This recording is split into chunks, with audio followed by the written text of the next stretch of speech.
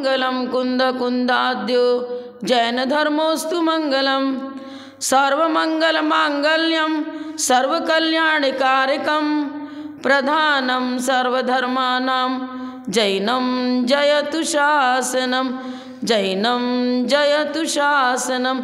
जय बोलो श्री अनंतानंद परम सिद्ध भगवान की 1000 श्री मुनि शिवरतनाथ भगवान की परम पूजा आचार्य श्री आदिसागर जी महाराज की परम पूजा आचार्य श्री शांति सागर जी महाराज की परम पूज्या प्रथम गणनियारिका रत्न श्री 105 विजयमती माता जी की जैन धर्म की जिनवानी माता की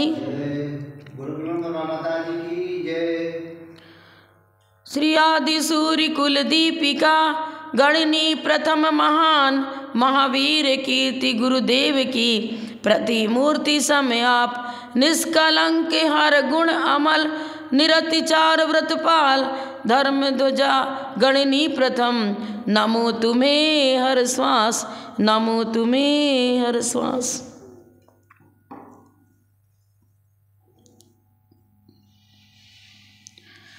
कुंद कुंद आचार्य ने अपने कुरल काव्य में लिखा है, सदाचार ही लोक में वस्तु बड़ी निर्दोष, स्वर्गों में भी दूसरा उत्तम अन्य न कोय। आज हम इसी विषय पर विचार करेंगे कि हमें मनुष्य भाव मिला है तो अपनी उन्नति के लिए क्या करना चाहिए। सबसे पहले हमारे जीवन में हमारी जो चर्या है, विचार है, आचरण है, सोच है, वो सब श्रेष्ठ होनी चाहिए। श्रेष्ठता ही ज्येष्ठता का प्रतीक है। श्रेष्ठ होने के लिए सबसे पहले जैन संस्कृति, भारतीय संस्कृति हो या जैन संस्कृति हो, उसके अनुसार हमारी क्रियाएं, हमारी सोच, धर्म प्रधान अपने देश की संस्कृति है। हमारा जीवन धर्म में होना चाहिए। अच्छे विचार, अच्छे आचरण, स्वपरहित की भावना, यही उन्नति का द्वार है। कुंद कुंद आचार्य लिखते हैं, स्वर्गों में भी दूसरा उत्तम अन्य न कोय। सदाचारी शिष्ट के रक्षा के लिए देव भी उपस्थित हो जाते हैं। जिसके जीवन में संयम है, धर्म है, धार्मिक भावनाएं हैं, देव भी आकर जब उन पर विपत्ति आती है तो उनकी रक्षा करते हैं और उनका गुणानुवाद करते हैं। रत्नकरण श्रावकाचार्य में ऐसा एक दृष्टांत है कि एक जल्लाद मतलब जो फांसी वगैरह चढ़ाता था, उसको मुनि महाराज का संपर्क मिला। उसने त्याग कर दिया कि मैं अष्टमी चतुर्दशी को किसी को फांसी नहीं दूंगा, मृत्यु दंड नहीं दूंगा। अचानक क्या हुआ, अष्टमी थी और राजपुत्र ने कुछ ऐसा अपराध किया। अष्टानिका महापर्व में राजा की आज्ञा थी कि कोई मांस भक्षण नहीं करेगा और पुत्र मांस लोलुपी हो चुका था। तो उसने ही मांस चलते हुए बगीचे में उछलते हुए मेढक को पकड़ लिया और कच्चा ही मांस खा लिया और हड्डी वहीं फेंक दी थी। उस चिन्ह के द्वारा उसकी पकड़ हुई और राज दरबार में वो उपस्थित किया गया। राजा ने कहा, आज इसको मृत्यु दंड देना चाहिए। न्याय तो न्याय है, पुत्र हो तो क्या हुआ, अपराधी को दंड तो देना ही है। राजगद्दी पर बैठा हुआ सही न्याय करेगा।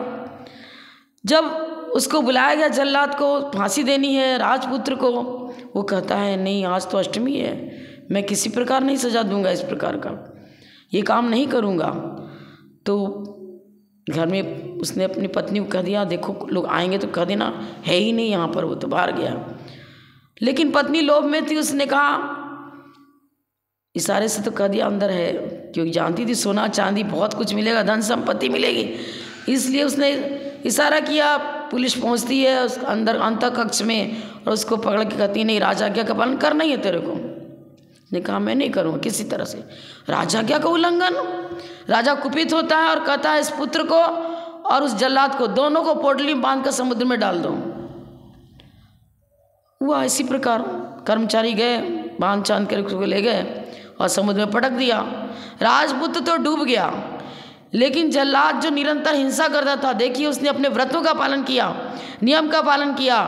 क्या हुआ, उसका जय जयकार होने लगी, सिंहासन बन गया और सिंहासन पर देव ने उसे विराजमान किया और उसका गुणानुवाद करने लग गए। ये है व्रत नियम संयम जो जीवन को अलंकृत करता है। यही सच्चा शिष्टाचार और सदाचार, श्रेष्ठ आचरण ही सदाचार है। श्रेष्ठतापूर्वक निरतिचार व्रतों का पालन करना ही सदाचार है। तो आचार्य क्या लिखते हैं, सदाचार ही सबसे श्रेष्ठ संपत्ति है। आपको दूसरा भी उदाहरण दूंगी, कुंद आचार्य का ही। उन्होंने क्या लिखा है, आकर है सुख रत्न का सदाचार और त्याग, चिर सुख की यदि कामना करो सदा तो त्याग। अब त्याग और सदाचार दो शब्द है। जब तक पंचेंद्रिय विषय भोगों से विरक्तता नहीं होगी, उनके अभक्ष भक्षण आदि का हम यदि त्याग नहीं करते हैं, तो उनके त्याग के बिना सत आचरण श्रेष्ठ आचरण बन ही नहीं सकता है। श्रेष्ठ आचरण का मतलब गंदी चीज़ों का त्याग, जो पाप बंध के कारण है, ऐसी वस्तु का सेवन नहीं करना।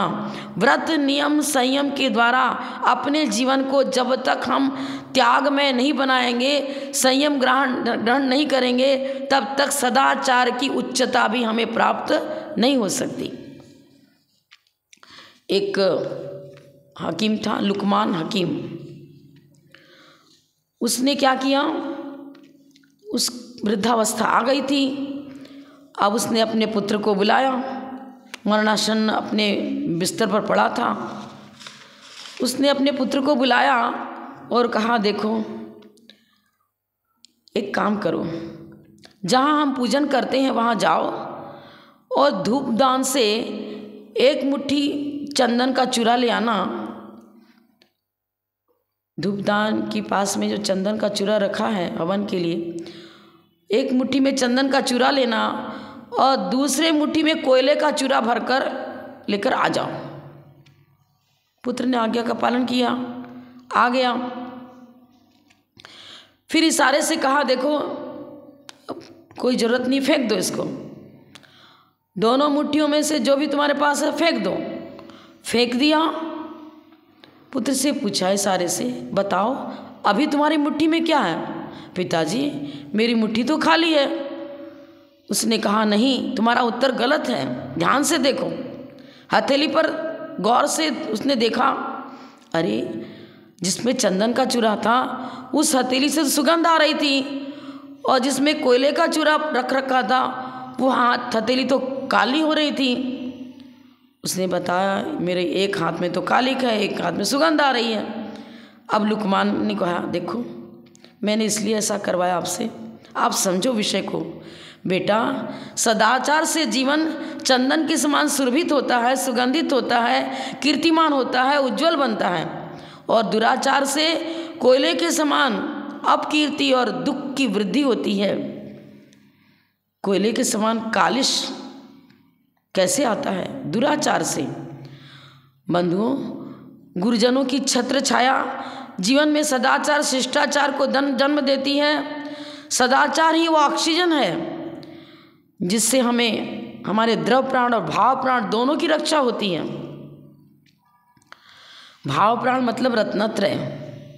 व्रत नियम संयम से हमारे रत्नत्रय की वृद्धि होती है, और वही तो भाव प्राण, त्रैकालिक विशुद्धि और यश कीर्ति को प्राप्त कराने वाला, तीनों कालों में हमारा जीवन सुखी रहे, भूत में भी सुखी रहा, वर्तमान में भी रहे, भविष्य में भी रहे। त्रैकालिक सुख संपत्ति का कारण तो वो रत्नत्रय है, वो व्रत नियम संयम सदाचार ही है, जिससे हमारा जीवन सदा सदा समुन्नत और सुखी बना रहता है। नीतिकारों ने कहा है, सदाचार ही सुख का बीज है। उन्होंने क्या लिखा? शीतांशु रश्मि संपर्कात विसर्पति यथाम्बुधि तथा सद्व्रत संसर्गात निर्णाम प्रज्ञा पयोनिधि।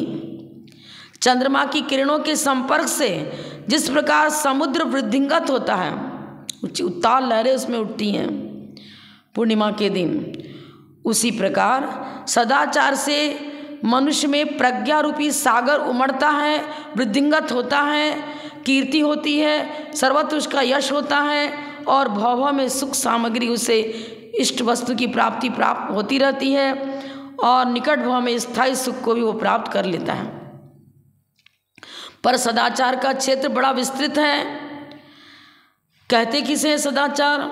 सबसे पहले 5 पापों का त्याग, अभक्ष्य भक्षण छोड़ना, आलू, मूली, गाजर, मद्य, मांस, मधु आदि जो अभक्ष्य वस्तुएं जिनसे पाप का बंध होता है उनका सेवन नहीं करना, रात्रि भोजन का त्याग और शक्ति अनुसार संयम के पथ पर अग्रसर होना, बढ़ना।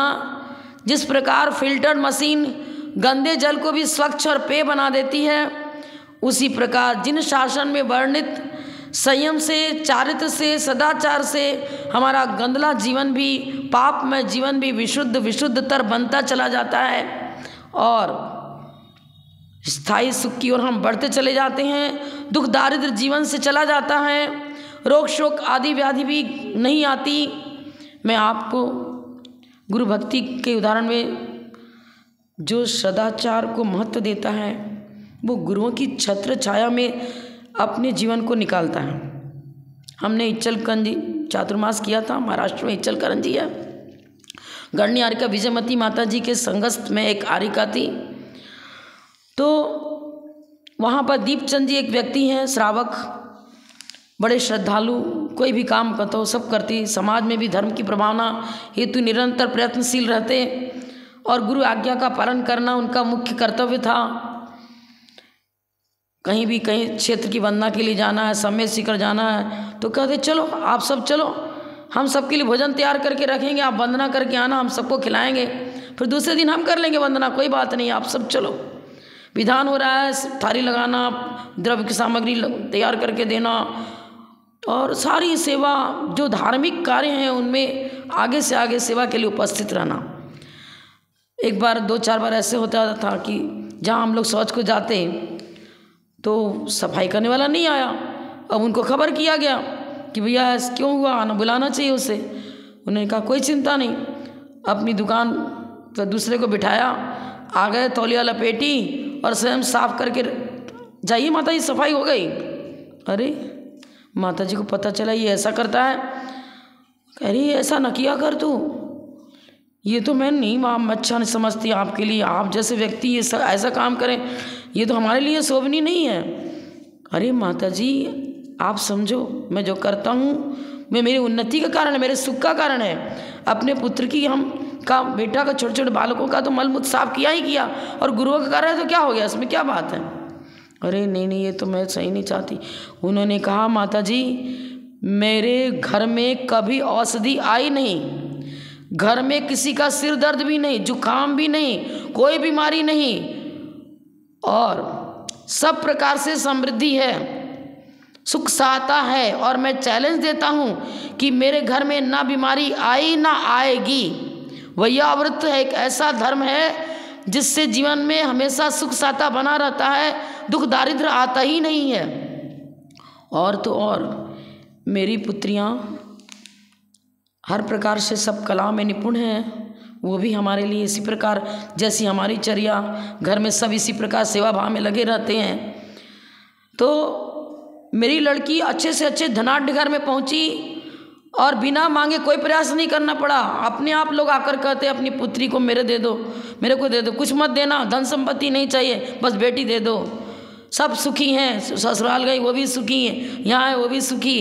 तो स्थायी सुख की प्राप्ति कारण तो वैयावृत्ति है ना, यही तो सदाचार है, यही तो श्रेष्ठ आचरण। मतलब गुरु की सेवा में लगे रहना, देवशास्त्र गुरु की भक्ति करना और अपने आचरण में कोई ऐसा हमारा कार्य नहीं होना चाहिए, आना नहीं चाहिए जिससे पाप का बंध होता है। तो यही तो उन्नति का द्वार है। और सदाचार में सबसे पहले तो उन्होंने कहा कि 5 पापों का त्याग, मतलब यदि अणुवृत्ति है, स्थूल रूप से हिंसा, झूठ, चोरी, कुशील, परिग्रह, इनसे बचना, आवश्यकता की पूर्ति करो, विलासिता में मत पड़ो, यही तो 5 पाप के त्याग की चर्चा है। अभक्ष्य भक्षण नहीं करना जिनसे पाप का बंध होता है। फिर रात्रि भोजन त्याग, रात्रि भोजन से घोर हिंसा होती है, सूक्ष्म जीवों का हनन होता है और मच्छर वगैरह भी आपके भोजन में गिरकर मृत्यु को प्राप्त हो सकते हैं। स्वास्थ्य की दृष्टि से बहुत लाभदायक। चिकित्साकारी जो वैद्यगण हैं वो क्या बताते हैं, सोने से 3 घंटे पहले भोजन कर लेना चाहिए। जो रात्रि भोजन करते हैं वे भोजन के बाद तुरंत सो जाते हैं, उससे क्या होता है, डाइजेशन सही नहीं रहता, अनेक प्रकार के रोगों की उत्पत्ति होती है। देखिए, सूर्य के प्रकाश में जो भोजन करते हैं वो सूर्य के प्रकाश में जीवनदायिनी शक्ति होती है। पाचन तंत्र का उनसे रोशनी से गहरा संबंध है।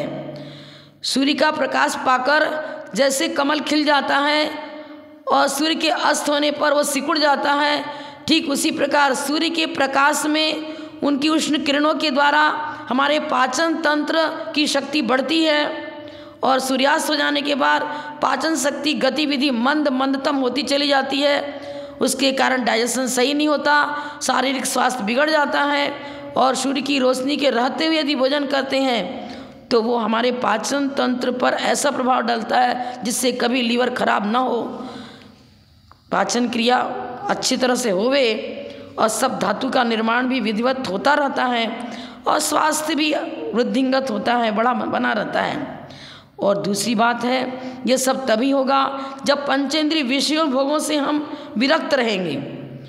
ये पंचेंद्रिय विषयानुराग ही तो पाप में प्रवृत्ति कराता है, भोगों में हमें लिपटा देता है।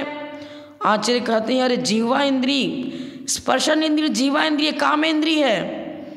ये कामेंद्रिय मतलब विषय वासनाओं को जागृत करती है और पाप का बंद कराने में यही मुख्य कारण है। तो कुरल का में कुंद आचार्य क्या लिखते हैं, इंद्रिय गण में अन्य को रोक भले मत रोक, पर जीवा को रोक तू जिससे मिले न शोक। शोक, दुख, दारिद्र को उत्पन्न करने वाला विषयानुराग है जीवा इंद्रिय की लोलुपता। मांस ही चाहिए और आलू ही चाहिए, गाजर ही चाहिए। अरे स्कूल में पढ़ाते हैं, वो कहते अरे इसमें विटामिन है, पर ये विटामिन क्या करेगा, यदि असाता का तीव्र उदय है तो कितना भी पौष्टिक भोजन करते रहो सब फेल कर जाएगा और वेंटिलेटर में डाल देंगे। चलो अब मृत्यु से मरण को प्राप्त हो गया, पैसा पूरा खींच लिया और जीवन भी गया, ये स्थिति आ रही है। अरे पुण्यार्जन करो, सात्विक भोजन करो, सात्विक खान पान रहा तो स्वास्थ्य भी सही रहेगा और नहीं तो कुछ नहीं। हमारे आचार्य बताते हैं, एक इंद्रिय से पंचेंद्रिय तक जितने भी संसारी जीव हैं वो सब यदि उस एकेंद्रीय पर्याय में गए, पंचेंद्रिय में गए, कहीं भी गए और उनका जीवन यदि दुखी है तो क्यों दुखी रहा, पाप का फल है। एकेंद्रीय पर्याय की प्राप्ति स्पर्शन इंद्रिय का लोलुपी है। मूलाचार में लिखा है, उससे एकेंद्रीय जाति नाम कर्म का बंद हो जाता है और बाई चांस त्रियंच का ही बंद हो गया, तिरंच आयु का, तो क्या होगा, एकेंद्रीय पर्याय में पहुंच जाता है। वहाँ कर्म फल चेतना है, अपने जीवन को सुखी बनाने के लिए स्वयं का कोई पुरुषार्थ वहाँ नहीं रहा।